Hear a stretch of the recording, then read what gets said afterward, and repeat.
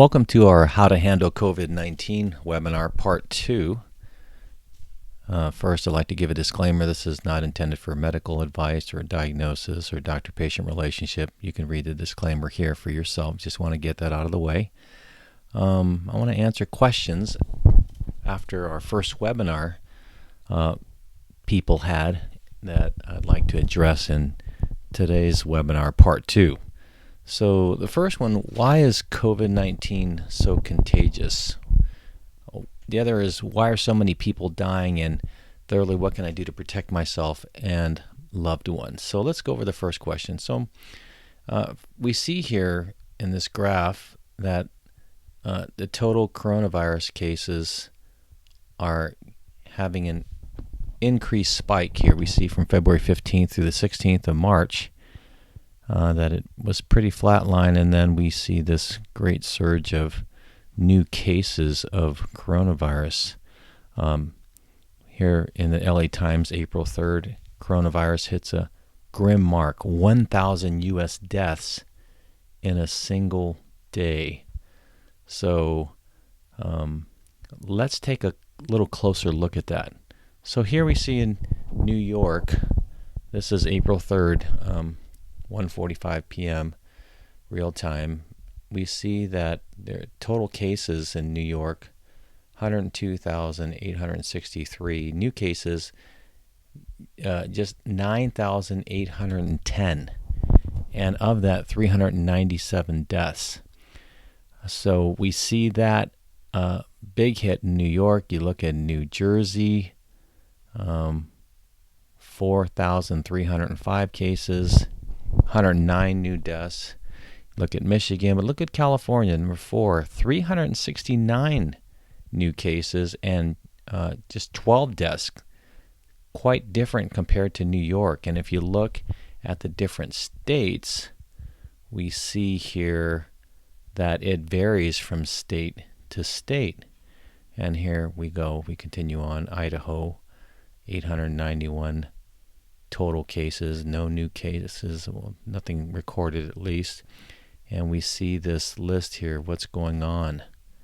So it's not, we see 1,000 cases, but there's certain areas that are hit more than others. It's not affecting the entire country the same way. That's important to know. Now, what does the World Health Organization say about how contagious this is and the probability of catching it? They recently released one of the most exhaustive studies published on how the virus spreads. And according to their report, if you come in contact with someone who tests positive for COVID-19, you have a 1 to 5% chance of catching it as well. 1 to 5% chance of catching it as well.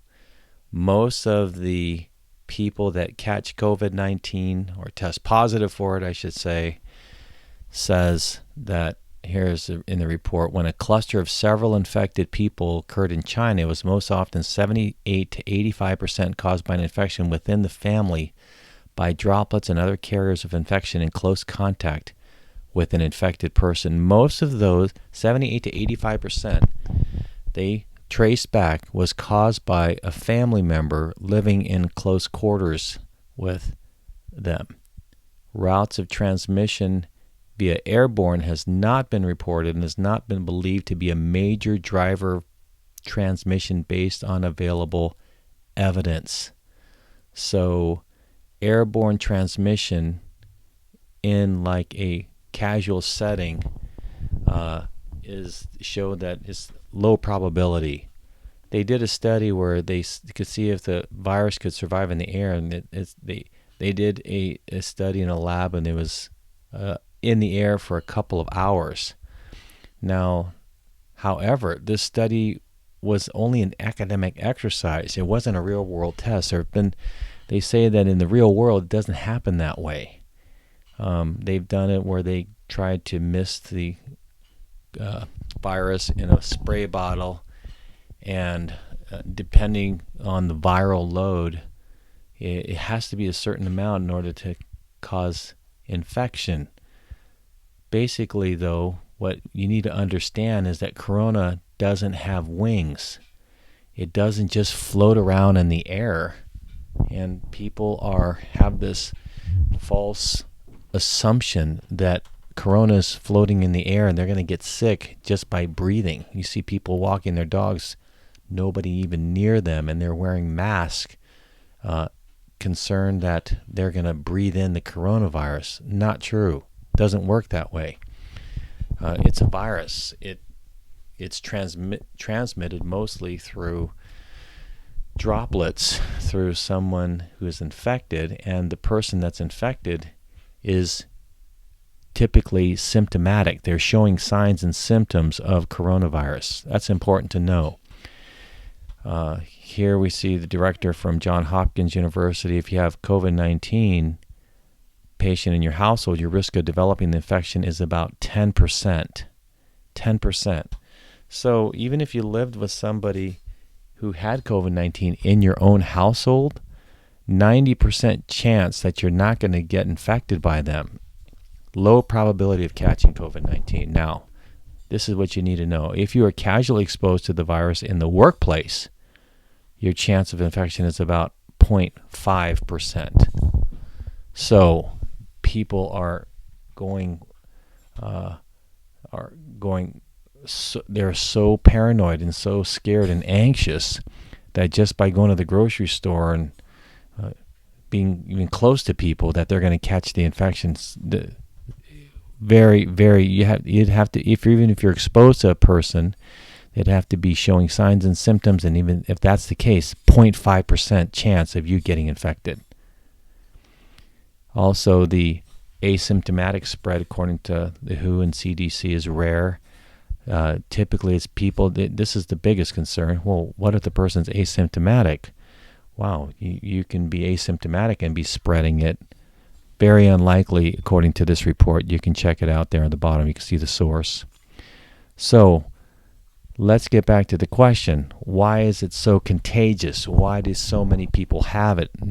Is what I keep hearing over and over. And why are so many people dying? Why did that spike, as we saw in that graph earlier? Well, it goes back to the PCR test, polymerase chain reaction test. It is the only test that we're using here to determine COVID-19 as in regards to a laboratory. There's other diagnostic tools and information people use, but this is the primary test that they're using to determine if someone is COVID-19 positive or not.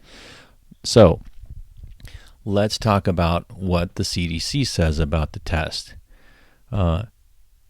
They say here from the CDC itself, it may not indicate that if it's positive, it may not indicate that this is the causative agent for clinical symptoms. What does that mean? A positive test doesn't guarantee that COVID-19 is the cause of infection. World Health Organization. Several assays that detect COVID-19 have been and are currently under development. So it's still in development, both in-house and commercially. And some assays may detect only novel coronavirus, and some may also detect other strains that are genetically similar. What is that saying? Positive tests cannot differentiate COVID-19 from other viruses and bacteria in the body. So if it can't differentiate, you can't get a correct differential diagnosis and say that it's COVID-19 only, then the test could also be caused by other viruses and other pathogens that are on that have been discovered on that test. So it's inaccurate. It's unreliable to say. In other words, somebody comes in, they have symptoms. They got the dry cough. They have the mild fever. This person's carrying a virus. They do the test. It could be a number of different viruses or pathogens, yet they're saying it's strictly COVID-19. They're calling it a positive test for COVID-19. Also, with the test, there's protocol limitations on. It hasn't been validated on where's the best place to check for the virus. So they're not sure which tissue samples to take from the patient in order to test, to have a valid test. Because the test guidelines say you have to swab it from the correct location, whether that's the nose, the mouth, or sputum from the lungs. And you get it from the wrong area, you can have an invalid test. So also, the agent detected, again, may not be the definite cause of disease. Basically, it's saying it's inaccurate. It's unreliable. You can't bank on the test being positive for COVID-19 because it could be a host of other infections as well. So, and basically on that, let me go back to this. The clinical correlation with patient history and other diagnostic information is necessary to determine patient infection status. So if this is the case, there is no such thing as a positive asymptomatic COVID-19 infection because they have to have symptoms. Lastly, although a positive test for COVID-19 may not indicate the actual cause of disease, all positive tests must be reported as a COVID case, whether they truly are or not. So can you see how the numbers are going to be inflated? The numbers are going to be so much higher as people are coming in with other pathogens, and they're calling it COVID-19. Here from the Creative Diagnostic, this is the manufacturer of the PCR test. They say here are the different other pathogens that could be on the test for a positive test. So what is that saying? A positive PCR test could mean it's COVID-19 or one of these other pathogens. The test itself is not sufficient. They clearly demonstrate that the test itself is not sufficient to diagnose infection or disease. You have to have a combination of signs, symptoms, a history, other lab tests or treatment responses. Don't use it as your primary clinical diagnosis, and yet that's what's happening in hospitals all around the country and around the world. The test is also susceptible to false negatives. I challenge any one of you who are seriously looking into this, go to this, download this source here, this link below, and look at all the steps you have to take in order to make this test valid. And there's so many chances for error that can occur, and that's what they've discovered. They say that the test works perfect within a lab, but as soon as you send it to the hospitals or the different places where they're being collected and you have human error, that's the way they're doing the test, and if they don't do it just right, it comes back with a lot of different results that are inaccurate and incorrect. So the test is highly susceptible to false negatives and false positives. So the other thing is you need to know that if someone has any flu-like symptoms and they can't get testing, automatically presumed to be COVID cases.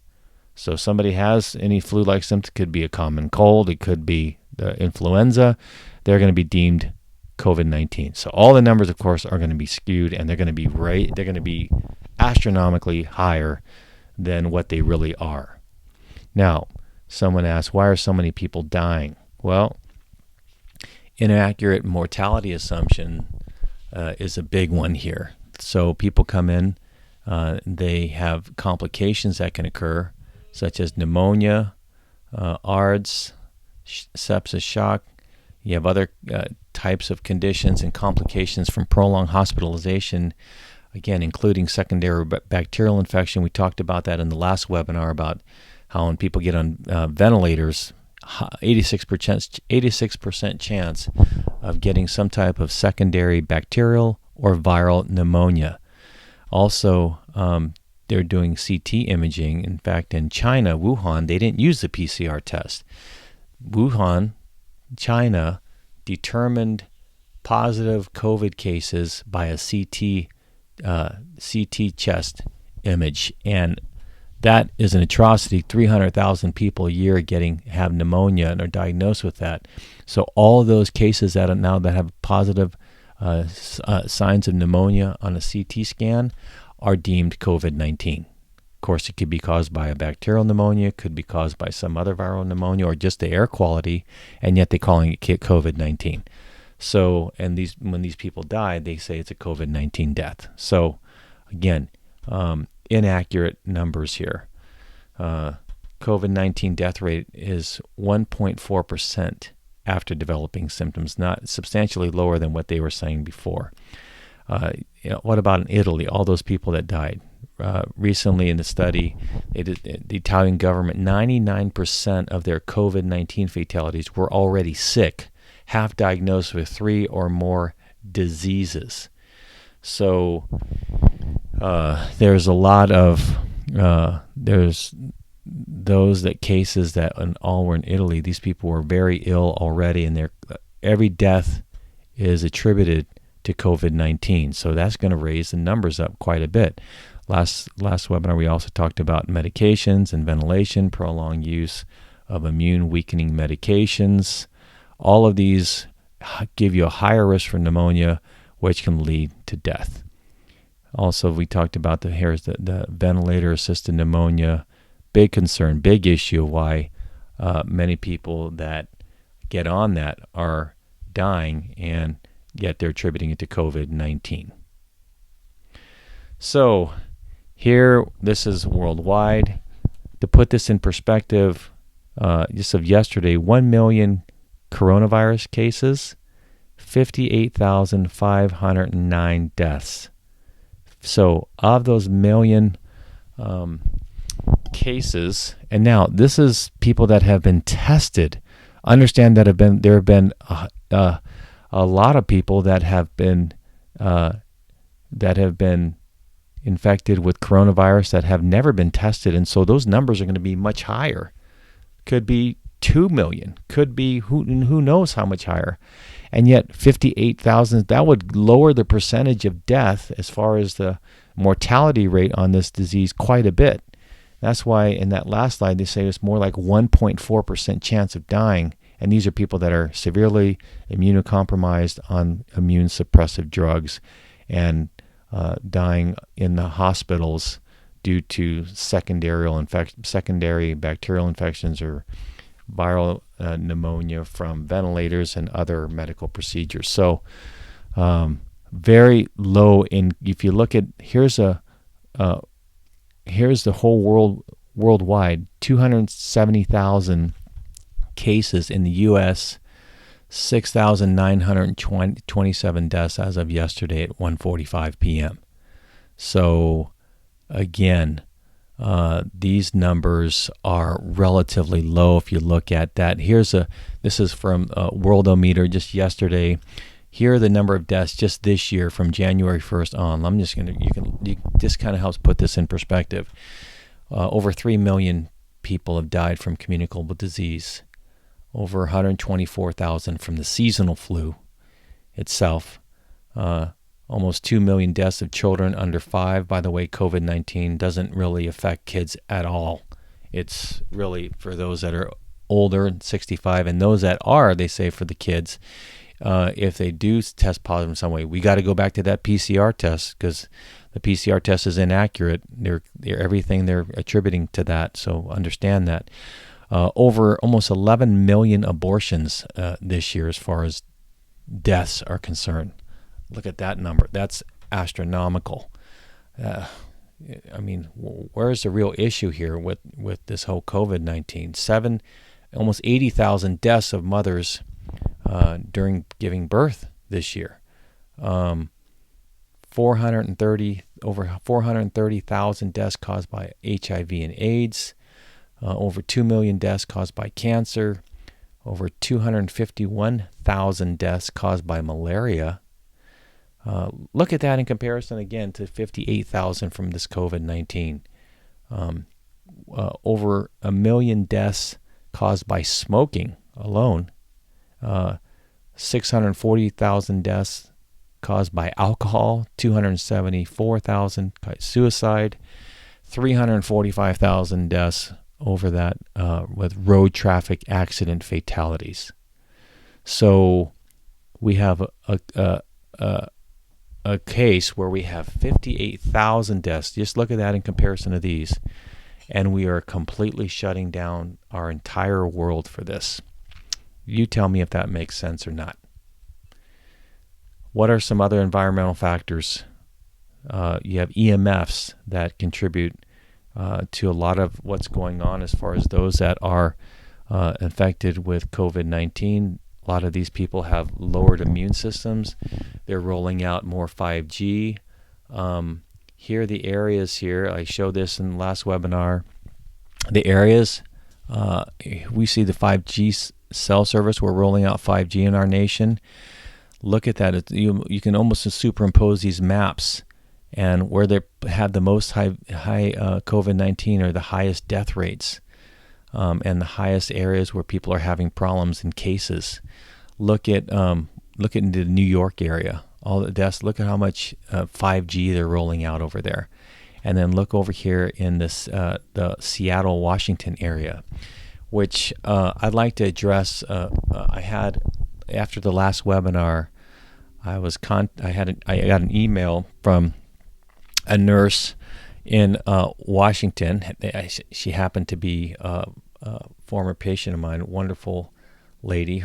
Treated her and her family since she was a kid, but now she's a nurse.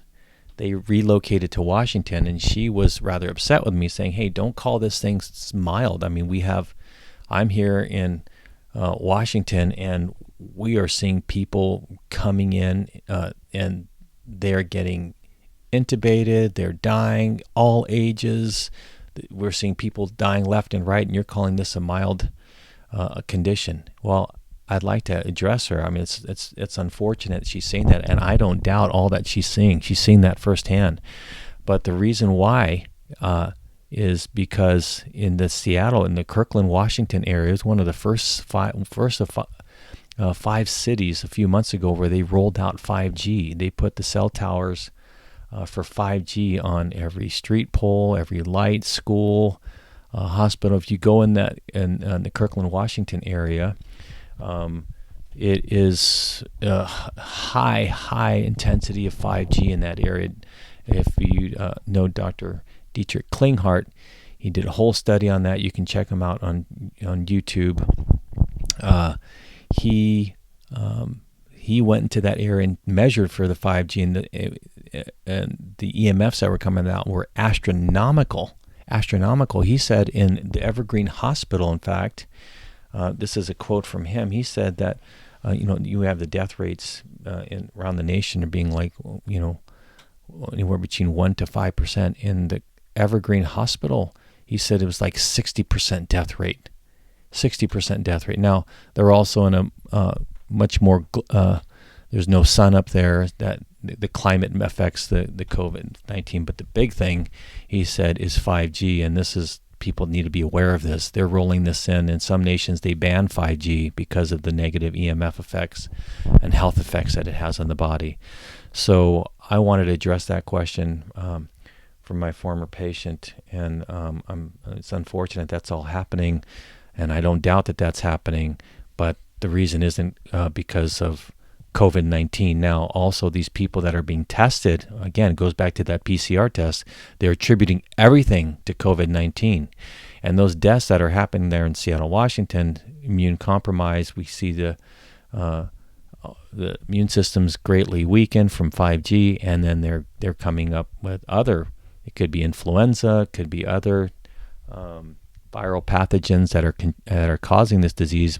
But again, they're labeling everything that it's COVID-19, and if they're not tested, again, it's presumed COVID-19. So a lot of those deaths may be coming from another source and other causes. So going here, we see 5G's. It's been scarcely investigated. It's brand new. They're rolling it out, and I understand too they're going to be coming out with 6G and 7G. So you have to be aware of this as a major problem, and you need to do things that you to protect yourself. We talked about that in the last webinar. We see there's so much resource. If you're looking for a good resource, go to bioinitiative.org, and you'll see there's over 3,000 studies on the negative effects of EMFs, and it's an independent website. There's nobody makes any money off of that. It's just the science behind the EMFs if you want to look at that in greater depth. So many problems in health conditions. You can go on and on. This is a whole webinar in and of itself. So what can you do to protect yourself and your loved ones in the midst of this crisis? In the last webinar, I gave 10 steps to a healthy immune system. Make sure you get regular sunshine and fresh air. Reduce EMF exposure. Stay active. Exercise. Eat immune-boosting foods. Eliminate inflammatory foods. Proper supplementation. Process your emotions. Get adjusted. Chiropractic is excellent for boosting your immune system. There's many studies on showing that. Sleep minimum of 7 hours a night, and watch and limit your media. Today I'd like to just briefly go over a few of these in regards to the 3 of those 10. Supplements, limit your media, and staying active. So vitamin C is being used to prevent and treat COVID-19 in China and Korea. This is from the University Hospital. We see people that are being cured and getting incredible results with COVID-19. There's so much research out there that vitamin C is great for preventing viral infections and helping you get over them. This is from Dr. Richard Chang, an MD. He's saying, listen to this quote, "We need to broadcast a message worldwide very quickly. Vitamin C, small or large dose, does no harm to people and is the one of the few, if not only, agent that has a chance to prevent us from getting and can treat COVID-19 infection. When can we medical doctors and scientists put patients' lives first instead of the big agendas with big pharma and pharmaceuticals making a ton of money on this in regards to the new vaccine they're going to come out or the new drug they're going to come out that's supposed to protect us from COVID-19. Here we have a proven method that works. Vitamin C here. In fact, 50 tons of vitamin C is being sent to Wuhan to fight COVID-19. I think that's pretty remarkable and newsworthy. Is it in the mainstream media? Are they touting this and encouraging people with this? Are you kidding? But why not? Why not? Because there's no money in that. Big Pharma wants to be able to capitalize on this COVID-19 situation. And here we have tons of vitamin C going there. If you remember back on that graph that I showed you, I think there were I forgot the number of cases in regards to worldwide, the deaths and the cases are, the numbers are drastically reducing and going down in China. I think there was 31 new deaths yesterday, and compared to almost 1,000 here in the United States. Why is that? I mean, could this be one of the reasons here? They're using this and getting great results. Why isn't this on mainstream media and being touted? So here's a guy, and even the media, instead of promoting it, they're saying it's dangerous. Got to be careful. Vitamin C could be dangerous with megadoses. You know what happens if you take megadoses of vitamin C? You get a little diarrhea. I mean, we learned that in chiropractic school, and everybody knows. And so you just cut back a little bit on the dose. That's the dangers of megadoses of vitamin C. Physicians, we know that they've been using it since the 30s and 40s. There was a gentleman called the Mega Vitamin Man. He was getting lots of hits on YouTube talking about how this can cure coronavirus, and they removed his video. So there's another link. I think it's still on. He talks about that, and again, the benefits of vitamin C is such a simple cure for COVID-19. 200 milligrams a day when sick. 90 milligrams is the RDA. I mentioned here, increase your citrus. I eat a lemon a day. I eat the skin and everything. It's got lots of flavonoids. It's a great, healthy, natural way of getting your vitamin C in a live source. Great thing you can do. Vitamin D, we talked about that. Your odds of developing. The big thing, the big concern, Jeff, for those that are immunocompromised and over 65 that get COVID-19 is they want to prevent ARDS, acute respiratory infection. You don't want to have that. And vitamin D lowers your odds of getting it by 12 to 75%. Wow, that's huge. 90% of patients with ARDS have low vitamin D levels. So get out in the sun. You can also get it through salmon, sardines, egg yolk. You can supplement with vitamin D. Here's a good rule of thumb. 5,000 IUs of vitamin D daily, 10,000 daily if someone around you is sick. You can just kind of use that as a baseline. But interesting also, different countries that are in warmer climates, out in Singapore, Malaysia, Thailand, much smaller outbreaks. High temperatures and humidity significantly reduce the spread of COVID-19 infection. That's why they're all talking about by summer this is going to be the rate and spread is going to be nil to none when the weather starts to warm up. And we already see that now, I think, in California with just 31 new deaths yesterday compared to New York, which is much, much higher. So keep that in mind. Zinc is great for stopping the virus from replicating. So get your zinc supplements. We see chloroquine is a great. Dr. Klinghardt, I believe, mentioned chloroquine with erythromycin. You get them on that combination, and I think within 6 days people are done with COVID-19. Great results. Are we using this in all our hospitals? This is a repurposed. Medication that is working great with COVID-19. It's practically the cure, and yet they're still wanting to do and push a COVID-19 vaccine that has not gone through any clinical trials, that has not proven efficacy, that has not proven to be safe as far as what it's going to harm people. Yet we have all these things at our fingertips that can that are the answer if you're looking for a medical route cure. And here we are. We're not touting it, and it should be like given to everybody that comes in. So much evidence, and it's been working phenomenal. And there's so much research on it, and yet is this in the news? Is this the top headline of the news, and are we promoting this? No, we don't see that. So, which goes to my second point, what you can be doing this time, limit your media intake. Everything that they're going to be promoting is going to be to make it a heightened fear, a heightened anxiety and worry. They are putting their viewpoint on it that this is going to kill so many more people, and they make it sound like it's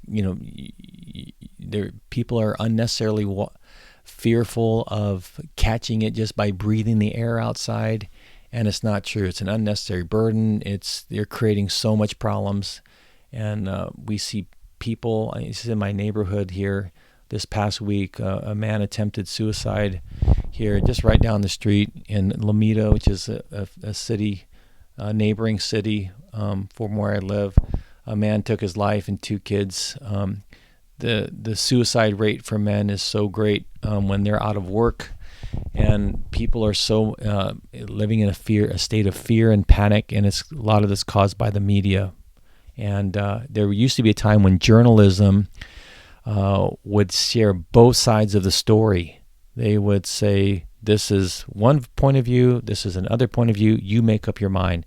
Now the media it's so one-sided. You don't hear the one side of the story. They have an agenda, and I believe that agenda is they're trying to push the mandatory vaccines in the future. They're trying to do the rollout of 5G without pushback, and there's other reasons that are beyond me that is making all of this make no sense at all when you look at all the facts, and that's why we're giving this to look at another point of view. So if you want to keep updated with COVID, I recommend you use sources. You can look at getting updates from your sources, but you also have to go beyond and look from the other side, and you got to dig deeper, because Google censors a lot of these websites and videos and anything that's going to be opposing to mainstream media. So what does that have to say? Just be careful with your limit with your media intake. And lastly, just stay active.